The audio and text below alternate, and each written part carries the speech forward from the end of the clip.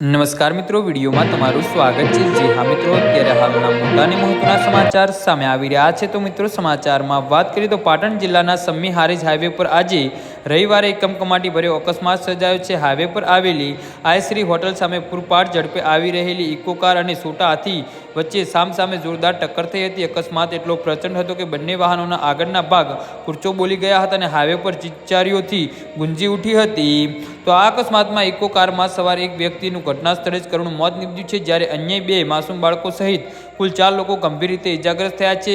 અકસ્માતના દ્રશ્યો એટલા ભયાનક હતા કે વાહનમાં ફસાયેલા લોકોને બહાર કાઢવા માટે સ્થાનિકોએ ભારે જહેમત બાદ ઉઠાવી હતી અને ઘટનાની જાણ થતાં જ આસપાસના લોકો દોડી આવ્યા હતા અને રાહત કામગીરી હાથ ધરાઈ હતી। ઇજાગ્રસ્તોને તાત્કાલિક 108 એમ્બ્યુલન્સ મારફતે સમ્મી સામૂહિક આરોગ્ય કેન્દ્ર ખાતે ખસેડવામાં આવ્યા હતા। જોકે ઇજાગ્રસ્તોને પૈકી 3 લોકોની હાલત અત્યંત નાજુક જણાતા તેમને વધુ સારવાર માટે તાત્કાલિક પાટણની હોસ્પિટલમાં રેફર કરવામાં આવ્યા છે।